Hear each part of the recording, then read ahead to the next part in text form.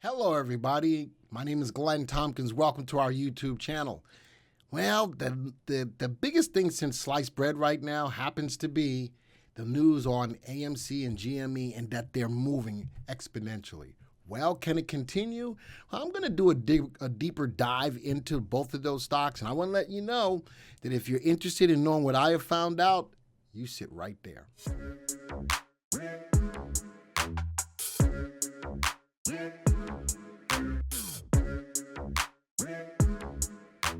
Hey everybody, Glenn Tompkins, Senior Instructor here at VectorVest. Always glad to do these videos, glad to have you here. If you're brand new to the channel, please subscribe to the channel, hit the bell icon so you'll be alerted to when new content comes out. And if you like the content you see here, please hit the like button. I also want to interact with you. Comment, let me know what you think about the video and what other insights you have to offer. So AMC, GME, both what we call the mother of all short squeezes. All right. And that's what's going on right now. So we'll see what's going on. I wanted to wait until everybody out there did their take on what's going on. And now I wanted to give a day or so to see what's transpired to give you some better, deeper analysis. Let's start with my web stories. First story comes from the NASDAQ website. GameStop GME stock jumps 27.5%. Will it continue to soar? So, of course, we know that he woke up. I own both stocks, GME and AMC. I've made a lot of money on the stock, and I'm still playing them out right now. I looked, I was like, whoa, that's awesome. Did the squeeze happen? Well, we're going to talk about that in a second. But will it continue? GameStop soared 27.5% in the last trading session to close at $210. The move was backed by solid volume with far more shares changing hands than a normal session. This compares to the stock's 10.4% loss over the past 4 weeks. The meme stock frenzy on Wall Street buoyed shares of GameStop. Apparently, there was no company-specific news behind this rally. I'm going to talk about that as well. GameStop has been undertaking prudent efforts to transform its business, and that's what's going to be specifically really good about GME. Now, let's talk about why these stocks are being so shortly sold. Why? Because a lot of the big money thought that these companies weren't worth it anymore, and they were going to short them out of business like they did for Toys R Us, like they did for Radio Shack, companies like that. But GameStop and AMC movie theaters are trying to change their businesses because of what happened with the pandemic, trying to change their businesses to show these big money people that they are viable companies. But the problem is the big money is so deeply entrenched into what they've done, they can't back out without taking big losses. So if you're new to all of this, that's what's going on. It is a movement of the retail investor going against the big money, saying you shouldn't have done what you did, and now you're going to have to pay us the price to do what you did. That's what this is all about in a nutshell. All right, another GameStop story. GameStop, AMC stocks surge and rally from meme stocks. GameStop and AMC Entertainment saw their shares price shoot up on Tuesday, leading a resurgence for meme stocks. Now, I want to show you something. I've got a website that I look at that shows me all of the meme stocks. I'm going to bring this over real quick. And that's as of today. GME is back at the top of the list, 244 times memed. AMC, not nearly as much as GME. Let's do a refresh. Yep, and not nearly as much as GME, but I keep an eye on what's happening with stocks because I want to know if they're going up. Why? A lot of times it is because they're meme stocks, but GME and AMC are number 1 and number 3 overall being memed right now. So I'm keeping that in mind. Let me put this back over where it needs to be. Where did that go? Oh, no. Hold on.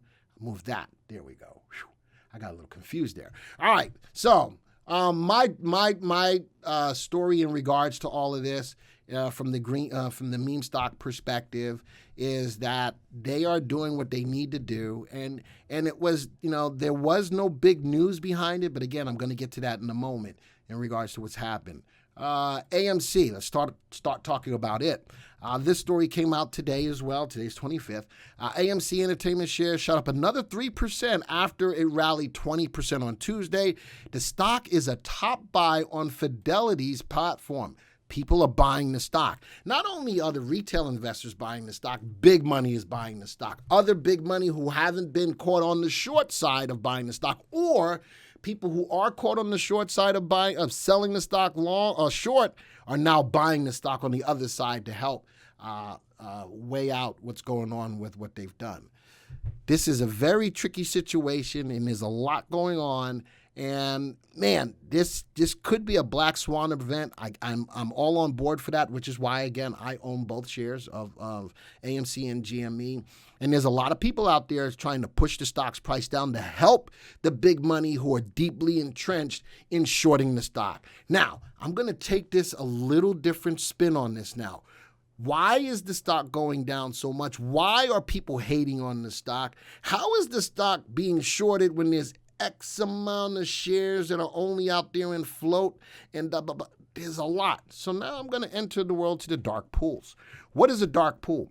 A dark pool is basically a financial forum or platform where trading stocks or other securities, or for trading stocks and other securities. Dark pools are privately organized and are known to be an alternative trading system. These alternative trading systems are seldomly regulated, which means that if the stocks are not readily able to be shorted on GME and AMC from the traditional standpoint, they go to the dark pools. And from the dark pools, they can do whatever they want. And now a whole lot of shares of stuff are floating all around the place that shouldn't be there. This is where they're getting deeper and deeper entrenched into the things that they're doing. And at some point, they got to pay the piper. But wait a minute. Talking about paying the piper, how does the piper get paid in this? Well, we got an organization called the Securities and Exchange Commission. They are the ones that are out there to protect the retail investors. Are the retail investors being protected by these dark pools? Doesn't seem to be that way. Are the investors being protected against all this overshorting? Doesn't look like it. So Mark Cuban called them out. Mark Cuban slams the SEC chair Gensler over investor protection, says the SEC rules are near impossible to follow. As he goes down this, Mark Cuban calls the SEC investor protection focus, you see it right there. I ain't saying it, but he put it out there.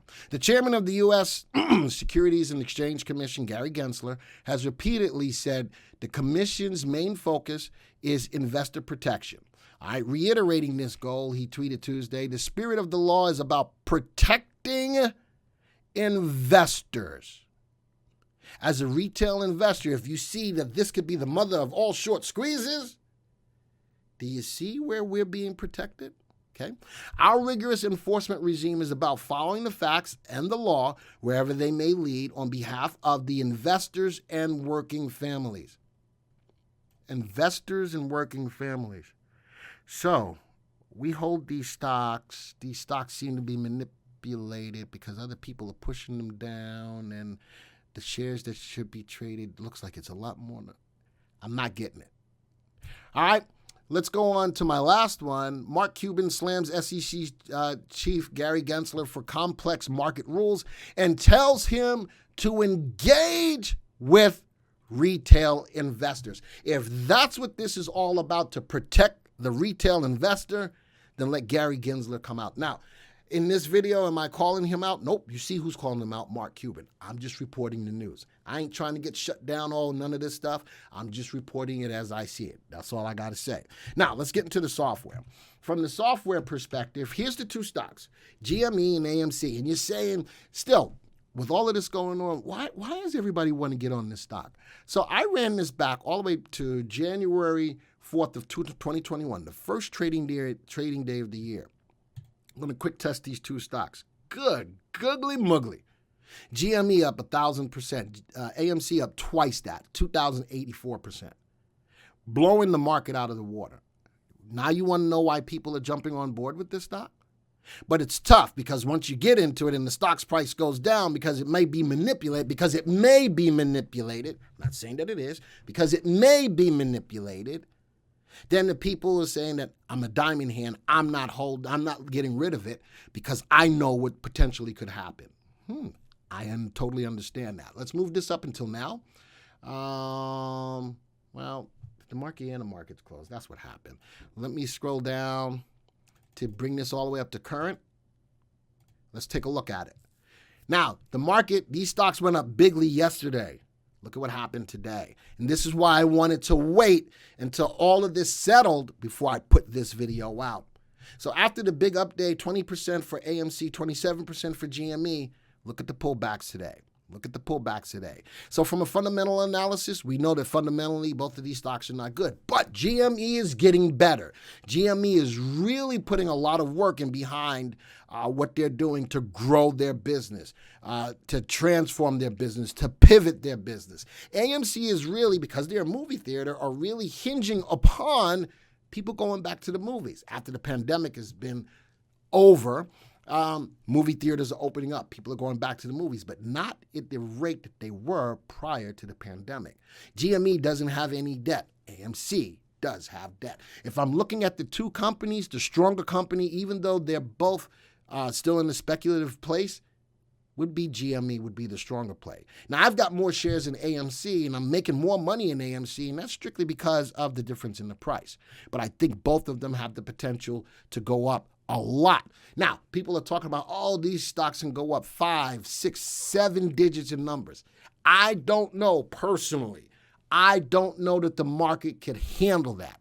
But the people who are out there doing the possibly, allegedly doing the things that are illegal in regards to the shares being traded, unless Gary Gensler does something to step up what needs to be done, we're going to be caught in a quagmire in regards to these stocks. It's going to happen. There's no ifs, ands, or buts. Somebody's got to be held accountable. Who's going to do it? All right, let's look at the graphs of both of these stocks. All right, and I've got the Fibonacci retracements on both. Look at AMC. Nice move up yesterday. Where did it stop? Right at that level of resistance on the fibs at 38.2. Look at where the wick stopped. Look at where the wick stopped today. That's a beautiful level of resistance. From a trade perspective, though, I like that the 3 and the 8 have crossed. I like it's been done on bigger volume, and I like that the stock is now back in an uptrend. It's got to get out of its own way. People have to stop pushing the stock's price down, scaring people in regards to what's going on with AMC. We saw that they are being heavily traded, one of the most heavily traded stocks on the Fidelity's platform. People want to get into the stock. The next stock, GME, I still think it's the stronger of the two. I still think because of the business model, I think it is the stronger of the two. They're also putting into play NFTs. There's a lot going on with GME, not as much going on with AMC. Big update yesterday. Look at where it stopped, right at the fib level. I can't read that. 38.2. 38.2. Look at where those wicks are, right there. Again, the same kind of possible manipulation. I got to be careful about what I say, but still on big volume. RT is still below 1. The stock was in a downtrend, broke out, now it's moving up. Now let's go see what happens. So that's where we stand on the both of them. I wanted to give a different perspective outside of, hey, go buy the stock and da-da-da-da-da-da-da. I'm not a fanatic about either one of them. Am I positive about them? Am I optimistic about them? Absolutely I am. Are they overshorted? Absolutely they are. But all of that overshorting, all of that that's going on won't make a hill of beans unless there's some kind of reprimand for what they're doing. There's no ifs, ands, or buts about it. All right, so with that, folks, this video is over. Until the next time, see ya!